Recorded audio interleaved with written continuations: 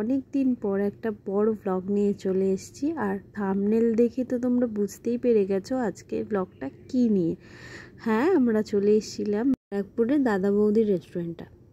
তোমরা যারা জানো তাদের তো আর নতুন করে কিছু জানানোর নেই, তবে আমার মতো কিছু পাবলিক আছে যারা নামই শুনে গেছে বা কিনে বাড়িতে পার্সেল নিয়ে এসে খেয়েছে, বসে খাওয়া দাওয়ার হয়, তাদের জন্যই স্পেশালি এই ভিডিওটা। যেমন আমি 9 বছর হয়ে গেছে, বিয়ে হয়ে গেছে, এদিকে এসেছি, তবে দাদা বৌদিতে এসে বসে খাওয়া দাওয়া করিনি, সবসময় পার্সেল নিয়ে বাড়ি গেছি। এইবারে মোটামুটি সব রেস্টুরেন্ট যেহেতু ঘোরা হয়ে যাচ্ছে, তাই কোন রেস্টুরেন্টে যাব ঠিক করেই দাদা বৌদিতে সেলিব্রেট করার প্ল্যান করেছিলাম। তাই চলে এসেছিলাম ব্যারাকপুরে দাদা বৌদির আউটলেটটায়, যেটা ছিল পুরনো। এখন তো জানো এখানে নতুন করেই ওপেন করেছে ওরা, ওদের 3-4টে ফ্লোরও আছে। এবার এক একটা ফ্লোরে এক এক রকম। আমরা গেছিলাম সেকেন্ড ফ্লোরে। সেকেন্ড ফ্লোরের অ্যাম্বিয়েন্সটা কেমন সেটাই তোমাদের সঙ্গে শেয়ার করব, তার সাথে খাওয়ার কোয়ালিটি এবং কোয়ান্টিটি সমস্তটাই থাকছে এই ব্লগে। তো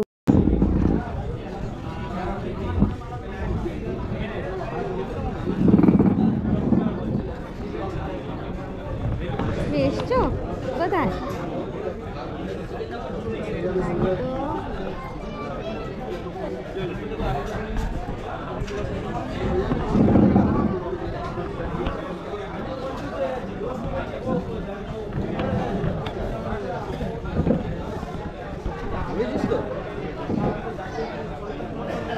ঠিক আছে,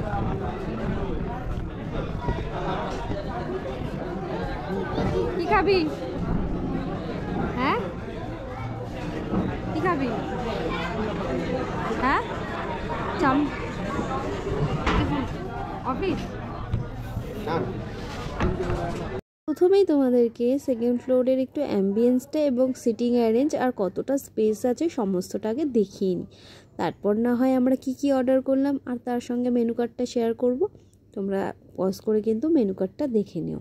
আচ্ছা, তোমরাও কি এরকম কেউ আছো আমার মতো যারা এই ব্লগটা দেখছো, তাদের মধ্যে যে অনেক বছর হয়ে গেছে খালি পার্সেল নিয়ে বাড়ি এসছো, বসে খাওনি? তবে আমার কিন্তু দাদা বৌদিতে বেশ ভালো লেগেছে। এখানকার স্টাফেদের বিহেভিয়ারও ভীষণ ভালো। খাওয়ার কোয়ালিটি নিয়ে আলাদা তো কিছু বলারই নেই। দাদা বৌদির বিরিয়ানি তো অলওয়েজ সব থেকে ভালো। তবে আমার কিন্তু বাড়িতেই বিরিয়ানি এখন ভালো লাগে। এখন আমি আর দাদা বৌদি কেন, কোনো হোটেলেরই কিন্তু আলাদাভাবে বিরিয়ানি খাই না, বাড়িতেই খাই। তবে অনেক দিনের ইচ্ছে ছিল দাদা বৌদিতে গিয়ে বিরিয়ানিটা খাবো, তাই জন্য আর কি এবারের প্ল্যানিংয়েই আমরা প্রথমেই লিস্টে রেখেছিলাম যে দাদা বৌদিতেই যাব। সোদপুরের দাদা বৌদি আউটলেটটায়ও কিন্তু গিয়েছি, কিন্তু বসে খাইনি, ওই যে পার্সেল নিয়ে চলে এসেছি। বিরিয়ানি আমার কেন জানি না এখন পার্সেল নিয়েই চলে আসতে ইচ্ছা করে, বসে আর খেতে ইচ্ছা করে না। যাই হোক, অ্যাম্বিয়েন্সটা তো তোমাদের ঘুরিয়ে দেখিয়ে নিলাম। আচ্ছা, তোমরা কোন ফ্লোরে খেয়েছো আমাকে কমেন্ট করে জানাতে পারো, আর কোন ফ্লোরে কীরকম তোমাদের লেগেছে বা কোনটা বেস্ট সেই ফ্লোরটারও আমাকে কিন্তু ফিডব্যাক দিতে পারো। নেক্সট টাইম আবার যখন যাব তখন সেই ফ্লোরেই আমরা গিয়ে খাওয়া দাওয়াটা করব। আমাদের কিন্তু এখানে বেশ ভালো লেগেছে। তবে শুনেছি গ্রাউন্ড ফ্লোরে নাকি শেয়ার করে খেতে পারে, এইটার আমি একদম বিরোধিতা করি। চলো এবার তোমাদের দেখিয়ে দিই মেনু কার্ডে কী আছে। তবে দাদা বৌদি বিরিয়ানির জন্য ফেমাস বলে কিন্তু ভেবো না যে শুধু এখানে বিরিয়ানিই পাওয়া যায়, এছাড়া চাইনিজ আইটেমও কিন্তু পাওয়া যায়। তবে এখানকার সবথেকে আমার ভালো লেগেছে সেটা হচ্ছে ফিশ কাটলেটটা। নেক্সট টাইম কখনো যদি যাও তোমরা বা ট্রাই না করে থাকো, অবশ্যই কিন্তু ডায়মন্ড ফিশ ফ্রাইটা খেয়ে দেখো, দারুণ ক্রিস্পি অ্যান্ড দারুণ টেস্ট। মেনু কার্ডটাই তোমাদেরকে দেখানোর চেষ্টা করেছি, তোমরা পজ করে দেখে নিতে পারো এখানে কি পাওয়া যায়, আর তোমরা এসে কি ট্রাই করতে পারো। অর্ডার করারও অপশান রয়েছে, জোম্যাটো বা সুইগি, এখান থেকেও তোমরা অর্ডার করে নিয়ে যেতে পারো।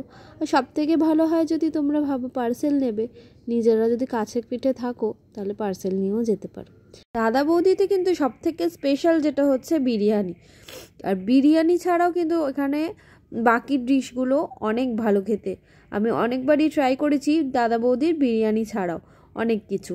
তোমরা এখানকার চাইনিজ খাবারও খেয়ে দেখতে পারো, এখানকার চাইনিজ আইটেমগুলো কিন্তু বেশ ভালো হয়।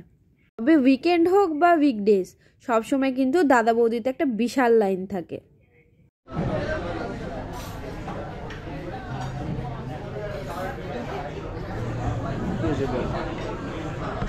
বলো বলো বলো বলো কি হয়েছে? হ্যাপি বার্থডে কার? তোমার তো? তুমি হ্যাপি হয়েছো তো? হ্যাঁ, ঠিক আছে। মামা কি বলছে?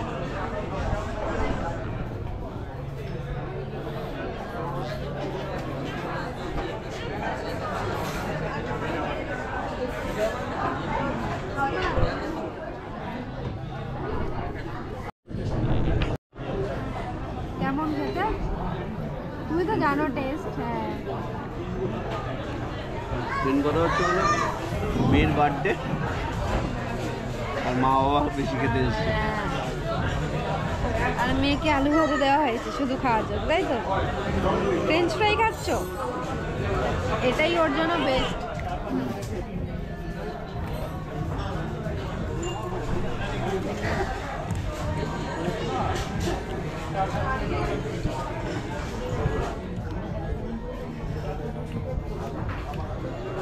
মেন কোর্সটা বলে দাও, সেটা খেয়ে নাও, তারপরে কি দেবো?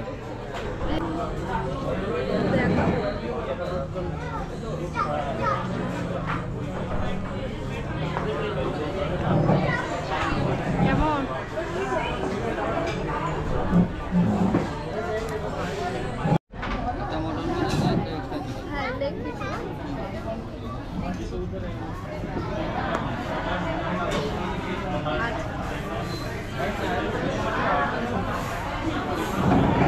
মামা কেমন? দারুণ টেস্টি। হ্যাঁ, ইয়াম্মি। মামার কেমন লাগছে? দারুণ। ডায়মন্ড ফ্রি ফ্রাইটা সত্যি খুব ভালো হয়েছে। আমি শুধু বিশ্বর মুখে শুনেছি, কিন্তু আজকে খেলাম। কারণ দাদা বৌদি আমার এই মধ্যে আসা হয়নি, মানে এত বছর বিয়ে হয়ে গেছে, আমি প্রথম আজকে দাদা বৌদি ওর পার্সেল নিয়ে গেছি, কিন্তু বসে কখনো খাই। খুব ভালো হয়েছে।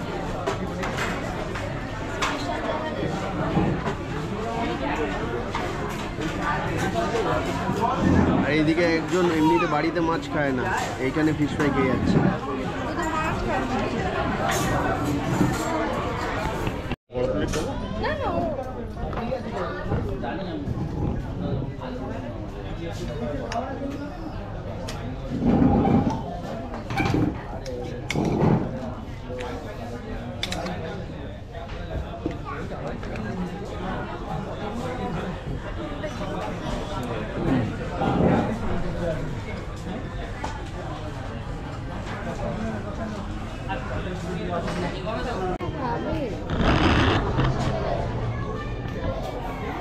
কি খাবি?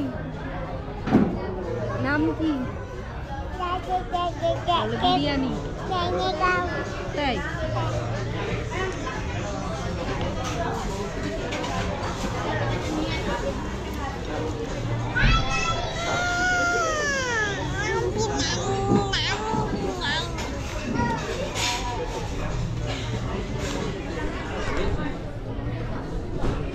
ফাইনালি চলে এসছে বিরিয়ানি, আর বিশ্ব নিয়েছিল মাটন বিরিয়ানি। আমরা এখনও সেইভাবে খেতেই পারি না, তাই একটা বিরিয়ানি নিলে আমাদের জন্য যথেষ্ট। আর আমি প্রত্যেকটা ব্লগে যেরকম বলে থাকি, আমি যেহেতু মাটন খাই না, সেই জন্য আমি এক্সট্রা চিকেন নিয়েছিলাম।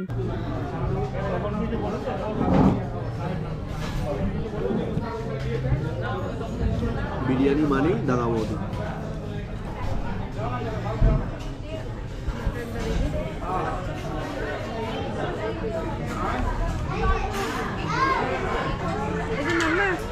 মাম্মা একটুখানি রাইস।